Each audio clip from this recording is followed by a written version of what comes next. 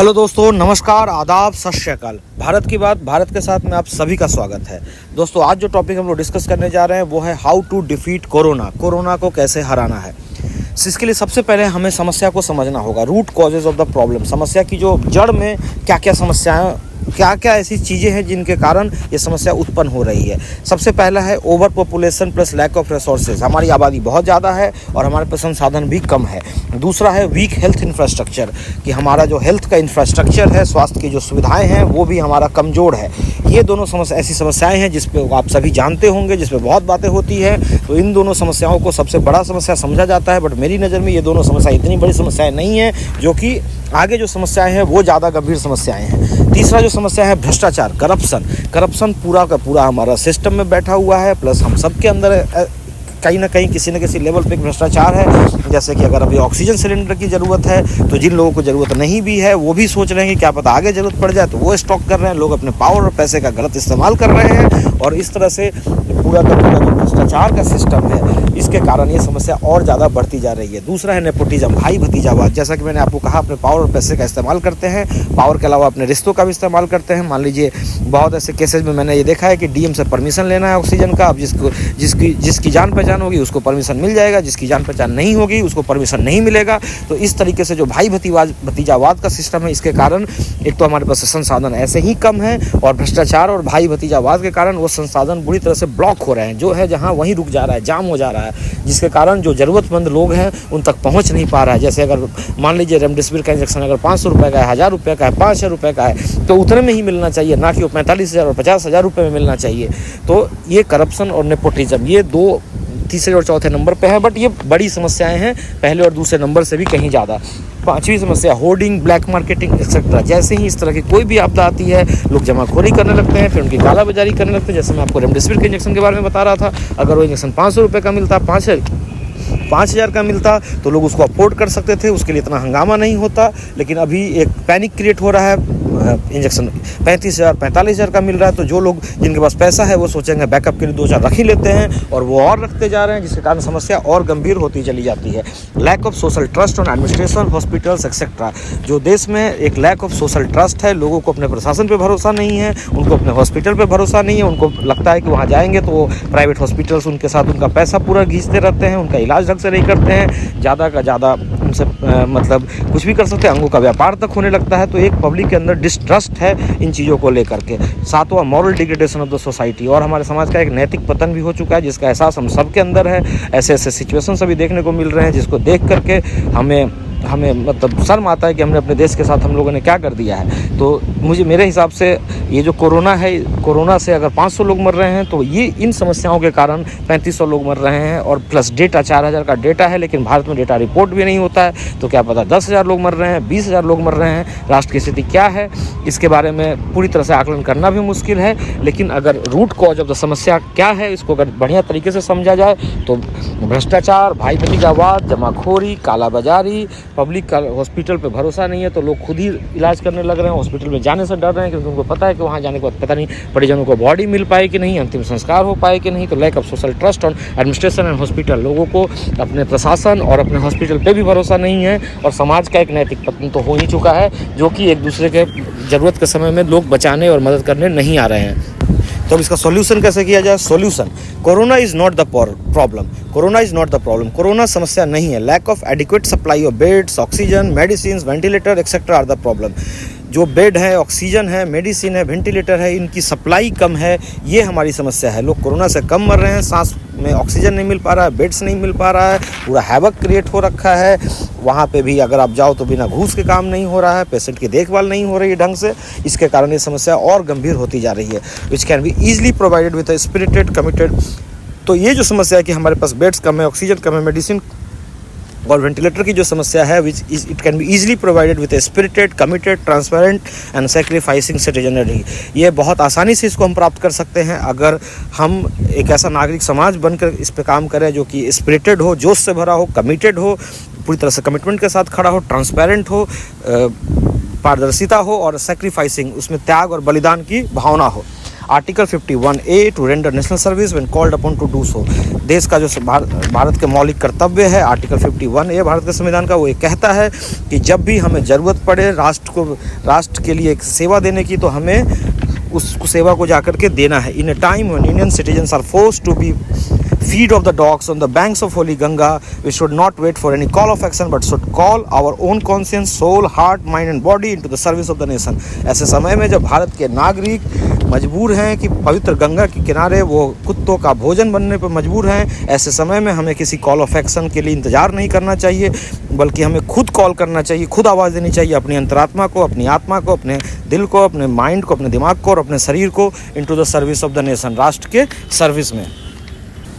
अब कुछ और बातें समझने की कोशिश करते हैं। पहला point, we can not win nature by fighting. हम लोग प्रकृति से कभी नहीं जीत सकते हैं उससे लड़कर। We can win only by surrender. हम लोग जब प्रकृति के सामने सरेंडर कर देते हैं तभी हम उससे जीत सकते हैं। That is respect nature and it's blessing. हमें प्रकृति को और उसके द्वारा दिए गए जो ब्लेसिंग्स है, हवा है, पानी है, इन चीज़ों की कीमत समझनी होगी और इनके प्रति मतलब एक रेस्पेक्ट, एक आदर भाव लेकर आना होगा। दूसरा, in times of such disasters if we will fight to save only ourselves we will perish. ऐसे समय में, ऐसे डिजास्टर में अगर आप सिर्फ खुद को बचाने के लिए जाएंगे, सेल्फिश होकर के बचाने के लिए जाएंगे, आज न कल, आगे पीछे हम सब जाएंगे। But if we fight to save others, लेकिन अगर हम फाइट करते हैं दूसरे को बचाने के लिए, वी विल श्योरली विन। जैसे कि अगर आप एक बाढ़ आया हुआ है, हर आदमी अपने आप को बचाने में लग जाएगा तो वो सारे बहेंगे, लेकिन अगर हाथ पकड़ करके लोग जुड़ करके एक साथ खड़े हो जाएं तो एक दूसरे को बचाने के लिए वो सब आपस में करते करते हर किसी को बचा सकते हैं। तीसरा, it is not the time to criticise others. ये वो समय नहीं है दोस्तों जब हमें किसी और का क्रिटिसिज्म करना है, उसकी आलोचना करनी है, उसकी कमियां बतानी है,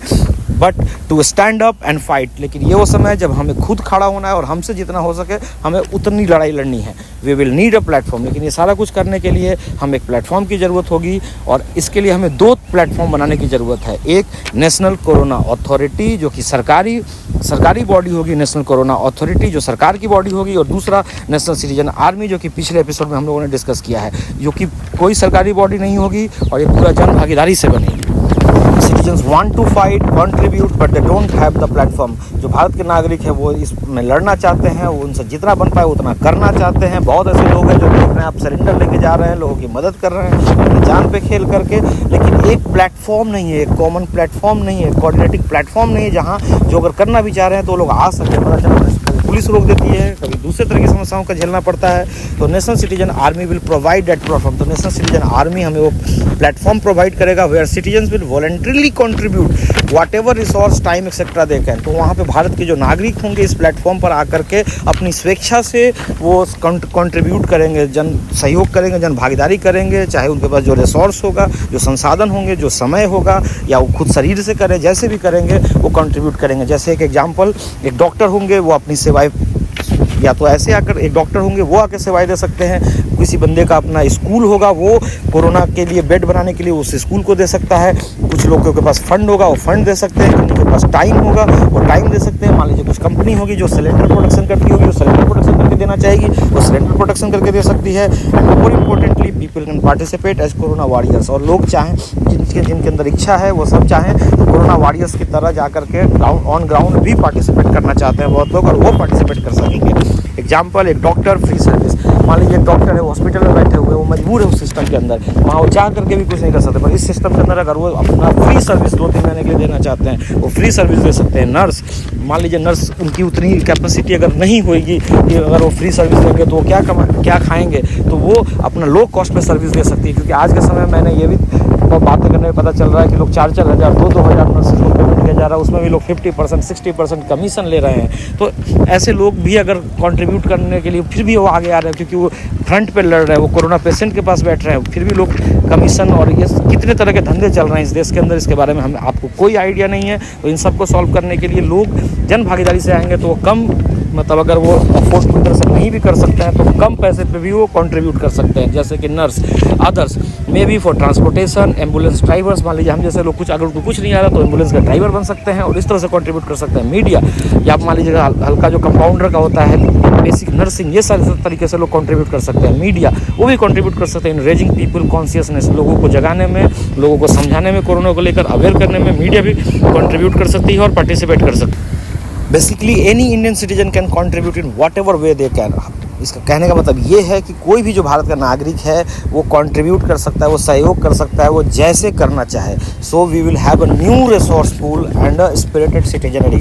तो इस तरह से हमारे पास एक पूरा नया संसाधन का पूल होगा। आज जो हमारे पास संसाधन है उससे कहीं ज़्यादा संसाधन होंगे, क्योंकि लोग अपने स्वेच्छा से संसाधन लेकर आएंगे और स्पिरिटेड सिटीजनरी होगा, एक आत्मबल से भरा हुआ और एक जोशीला नागरिक समाज होगा। अब इसको कोऑर्डिनेट करने के लिए we will need a coordinating administration.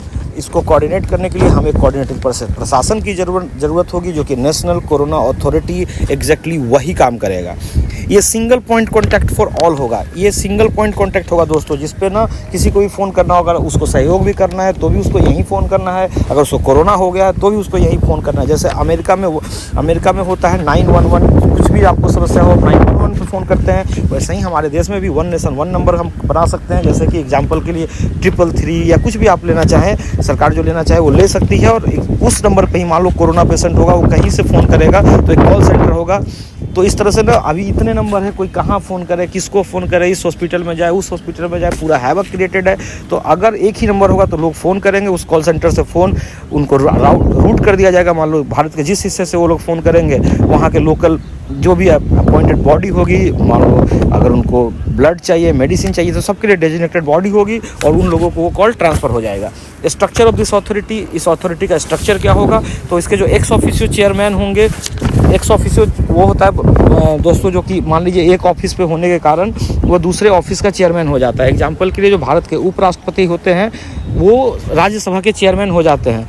उसके लिए राज्यसभा के चेयरमैन के लिए कोई अलग इलेक्शन नहीं होता है, भारत के उपराष्ट्रपति ही राज्यसभा के चेयरमैन होता है। तो वैसे ही इस अथॉरिटी के जो प्रधान एक्स ऑफिशियो इसके जो चेयरमैन होंगे वो प्रधानमंत्री होंगे, इसके जो स्टेट के चेयरमैन होंगे वो मुख्यमंत्री होंगे, और इसके जो डिस्ट्रिक्ट के चेयरमैन होंगे वो डिस्ट्रिक्ट मजिस्ट्रेट मतलब डीएम होंगे, और इसका जो विलेज के चेयरमैन होंगे वो ग्राम प्रधान होंगे। All governmental resources required to fight corona across the nation will come under and function directly under this authority. Example, all oxygen cylinders, hospitals, injections, vaccines, etc. जितनी भी सरकार की संपदाएं होंगी, रिसोर्सेज है जिसको कोरोना से लड़ने के लिए भी जरूरी है पूरे राष्ट्र के अंदर, वो सारा का सारा इस अथॉरिटी के अंदर आ जाएगा और इसी के अंदर फंक्शन करेगा। चाहे वो सरकारी अस्पताल हो, ऑक्सीजन जितने सिलेंडर हैं वो इसी के पास आ जाएंगे, इंजेक्शन इसके पास आ जाएंगे, वैक्सीन इसके पास होंगे, हॉस्पिटल इसके पास होंगे। ये फिर या तो सरकारी हॉस्पिटल में जितनी ज़रूरत है वहाँ भेजेगा, प्राइवेट हॉस्पिटल में जितनी ज़रूरत है भेजेगा, पर वो सारी चीज़ें इसके अंदर आ जाएंगी, इस अथॉरिटी के अंदर आ जाएंगी। It will also have power and authority to stop hoarding, black marketing etcetera and punish all relevant stakeholders, governmental और non governmental, to prevent corona crimes. इसके पास शक्तियाँ होंगी कि ये रोक सके जमाखोरी, काला बाजारी, और उन सबको जो भी ये रेलेवेंट स्टेक होल्डर्स मिल करके ये अगर इस तरह का काम करते हैं तो उनको सज़ा भी दे सके, चाहे वो सरकार के लोग हों, चाहे वो पब्लिक के लोग हों, गैर सरकारी हों। क्योंकि ऐसे कोरोना टाइम्स में अगर आप किसी को भी छोड़ेंगे तो इस क्राइम को आप सॉल्व नहीं कर सकते हैं, इस क्राइसिस को आप सॉल्व नहीं कर सकते हैं। तो कोरोना क्राइम्स में इसको टफ मानते हुए उस बीच में कोई भी अगर इस तरह के किसी भी तरह के क्राइम कर रहा है उसको रोकना और सज़ा देना कोरोना रिलेटेड, मान लो ऑक्सीजन का कालाबाजारी भी कर रहा हो या इंजेक्शन का या कुछ भी, वो पूरी की पूरी शक्ति इस बॉडी के अंदर होगी, और वो सरकारी आदमी हो या प्राइवेट आदमी हो, पब्लिक हो, उसको भी सजा देगा, दोनों को सजा देगा। The punishment for crimes during this times should be more than 3 times of the normal situation to give deterrence to habitual offenders. इस समय कोरोना के समय में अगर इस तरह की कोई भी क्राइम करता है जो नॉर्मल सज़ा अगर जितनी होती है, मान लो 3 साल की है, तो इस केस में 3 गुना से भी ज़्यादा सज़ा मतलब 9 साल की सज़ा का प्रावधान करना चाहिए। इसके लिए ज़रूरी है तो संसद में एक बिल ला करके 1 मिनट का काम है, सरकार चाहे तो इसको कर सकती है, ताकि जो हैबिचुअल ऑफेंडर्स है मतलब वो उनको लगता है कि वो तो करता रहेंगे, पकड़े नहीं जाएंगे, वो उनके अंदर एक डेटरेंस पैदा हो, एक डर पैदा हो, और वो ऐसा करने से बचे, ताकि वो, क्योंकि अगर वो ऐसा रुकेंगे नहीं तो फिर ये मामला जल्दी सॉल्व नहीं हो पाएगा।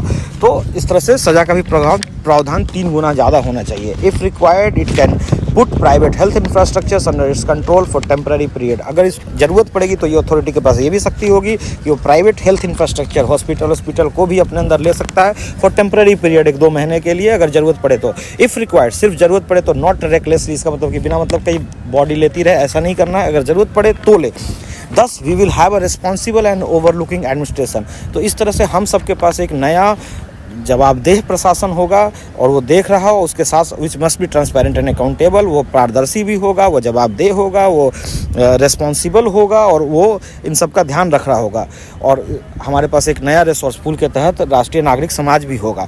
Now comes the iconic corona langar inspired from Guru Nanak teachings and concept of langars. दोस्तों, जो गुरु नानक का जो आइकॉनिक लंगर है, जिसके बारे में मुझे बताने की ज़रूरत नहीं, आप सभी जानते हैं, वो वहाँ पे ना खाना ख़त्म ही नहीं होता है। वहाँ पे खाना आता रहता है और लोग भी खाने के लिए आते रहें, चाहे जितने मर्जी आ जाएं, कभी खाना ख़त्म नहीं हुआ। वो गुरु नानक का बनाया हुआ ऐसा सिस्टम है।